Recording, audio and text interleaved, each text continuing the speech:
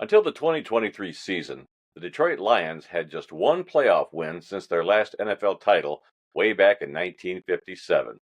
They beat the Dallas Cowboys 38-6 in January of 1992.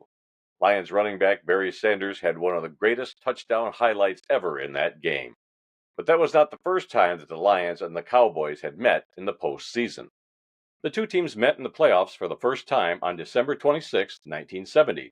With the merger of the American Football League and the NFL that year, the new NFC and AFC conferences each had 3 divisions. The league added one wild-card team in each conference for the playoffs. Detroit became the NFC's first ever wild-card team, and they took on the East Division winners, the Dallas Cowboys. The game was played at the Cotton Bowl in Dallas. The Lions had a record of 10-5 that year, and the Cowboys were 11-4. It was a brisk 35 degrees in Dallas that day, with a wind chill of 28. The game was a defensive struggle for 4 quarters. The Cowboys took a 3-0 lead in the first quarter when Dallas kicker Mike Clark connected on a 26-yard field goal. It was still 3-0 in the fourth quarter when Dallas was threatening to score a touchdown on a 4th and goal play. But the Lions' defense held on 4th down, and Detroit took over on their own 1-yard line. However, Lions quarterback Greg Landry was subsequently tackled in the end zone for a safety, and Detroit went on to lose the game by the unusual score of 5-0. The star of the game was not a quarterback, running back, or even a wide receiver. No, it was Lions punter Herman Thunderfoot Weaver, who had 8 punts that day for 391 yards and a 48.9-yard average. His longest punt was 61 yards.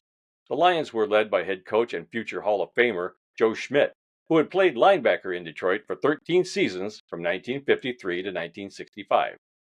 He won 2 NFL titles with the Lions. Legendary Cowboys head coach Tom Landry was on the other sideline. The Lions featured a total of 5 future Hall of Famers in that game: head coach Joe Schmidt, cornerback Lem Barney, tight end Charlie Sanders, cornerback Dick LeBeau, and defensive tackle Alex Karras. To date, the Lions and Cowboys have met just one other time in the playoffs. That was in January of 2015 when the Cowboys won the game 24-20.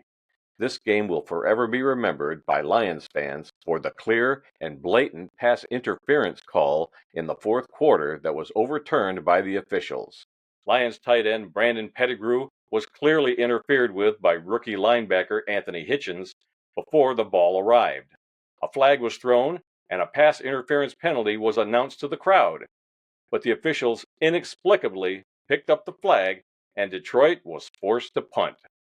It seems that just about every time the Lions and Cowboys meet on the field, something weird, unusual, or totally perplexing happens.